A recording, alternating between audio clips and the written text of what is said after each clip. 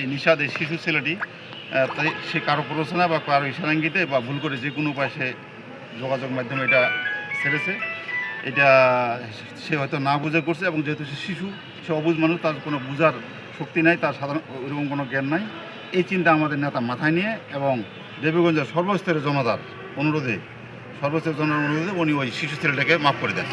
মাফ করে দেওয়ার পরে আদালতে ওনার বাবা, রিপনের বাবা এসে জামিনের আইনজীবী, বিজ্ঞ আইনজীবীর নিশাদের বাবা বিজ্ঞ আইনজীবীর মধ্যে জামিনের আবেদন দিলে, যখন জামিনের আবেদনে বিজ্ঞ আদালত যখন দেখলেন সে শিশু মানুষ, কারো প্ররোচনায় ইচ্ছাকৃত অনিচ্ছাকৃত হয়ে যেতে পারে, সব কিছু বিবেচনা বিজ্ঞ আদালত তাকে শুনানি অন্তে এজাহারকারী জামিনে আপত্তি নাই, এই শর্তে বিজ্ঞ আদালত তাকে জামিন দিয়েছে। রাত 3টা 17 উনি আমাকে একটা মেসেজ করে যে মিলন, এই ছেলেটার জামিনের একটা ব্যবস্থা করো।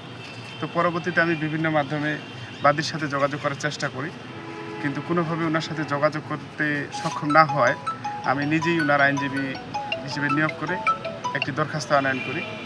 দরখাস্ত আনয়ন করার পর বিজ্ঞ আদালতে ওনার জামিনের দরখাস্ত আনয়ন করার পর মন্ত্রী মহোদয়ের একান্ত সহযোগিতায় এবং জামিন শুনানি করার পর বিজ্ঞ আদালত শিশু বিবেচনায় এবং তার ভবিষ্যৎ সার্বিক বিবেচনায় মন্ত্রী মহোদয় যেভাবে ক্ষমা করে দিয়েছেন উদার মনের মন মানসিকতা দিয়ে, ঠিক তেমনি বিজ্ঞ আদালত তাকে জামিন দিয়েছেন।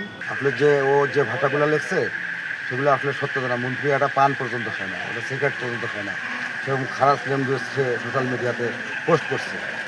সেই কারণে দলীয় মান সম্মান আছে, আমি তার বিরুদ্ধে মামলা করে আমি সেটার বাদী হয়েছি এবং তার পরিবার মন্ত্রী মহোদয়ের কাছে ক্ষমা চাইছে। মন্ত্রী মহোদয় সেটা ক্ষমা করে দিচ্ছে। ক্ষমা করে দেওয়ার পরে সেটা আসলে জামিনের একটা ব্যবস্থা করতে বলছে। ক্ষমা করে দিয়েছি, দোষ যেহেতু করেছি, ভুল যেহেতু ছোটো মানুষ মাত্রই ভুল হয়, ভুল করছি, ক্ষমা করে দিয়েছি, এটাই স্বাভাবিক।